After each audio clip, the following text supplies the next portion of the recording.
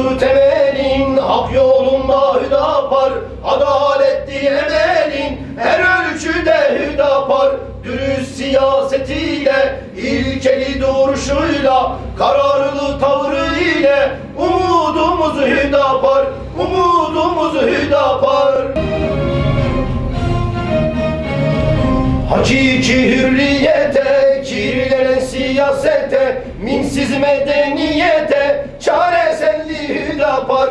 Doğrunun yanındadır, yanlışlara karşıdır, hakkın hizmetindedir. Onurumuz Hüdapar, onurumuz Hüdapar. Hüdapar, Hüdapar, Hüdapar. Tercihimiz Hüdapar, doğrusu Hüdapar.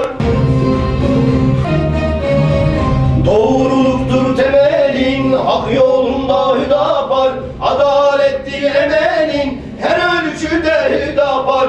Dürüst siyasetiyle, ilkeli duruşuyla, kararlı tavrı ile umudumuz Hüdapar, umudumuz Hüdapar, umudumuz Hüdapar.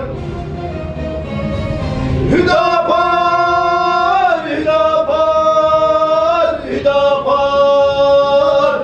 Doğrusu Hüdapar, Hüdapar, Hüdapar, Hüdapar. Tercihimiz Hüdapar, doğrusu Hüdapar. Şimdi 24 Haziran'da bir seçim var. Malumunuz her parti kendisi için bir eser yapar. Biz de Hüdapar için bir eser hazırladık. Yaklaşık bir ayın sonunda biten bir çalışma oldu. Eserimize başlamadan önce tabii şair sözlerini yazan bir kardeşimiz Recep Sevinç, Allah razı olsun, şiirlerinde bizi desteklediler. Şiirin bir kısmı kendisine ait, bir kısmı da Hüdapar'ın yönetiminde olan bir abimize aittir. Şiir oradan geldi.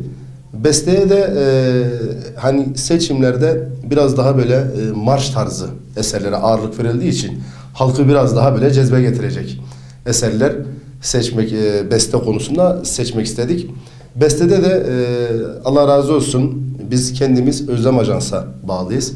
Ama eserimizi Gaziantep'te May yapımda yaptık. Beste konusunda da sağ olsun ortak bir beste yaptık. Güzel bir çalışma oldu diye düşünüyorum. 12 ile eseri seslendirdik. Allah nasip ederse bağımsız adaylar için de bir hazırlığımız var. İnşallah Hüdapar gibi bir partiye eser yapmak gerçekten bizim için şereftir. Hüdapar, Hüdapar, Hüdapar. Tercihimiz Hüdapar, doğrusu Hüdapar. Böyle bir parti eser yapmak çok farklı bir duygu, çok güzel bir duygu. Yine bu eserde emeğe geçen kardeşlerimizi de dile getirmek istiyorum. Recep Sevinç kardeşimiz, Mehmet Ali Yıldırım, May Yapım aranjörümüz, aynı zamanda Gaziantep'te. Yine kardeşimle birlikte zaten müziği birlikte yapıyoruz. Biz kendimiz de Özlem Ajans sanatçılarındayız. O ajansa bağlıyız, çalışmaları doğrultuda yapıyoruz.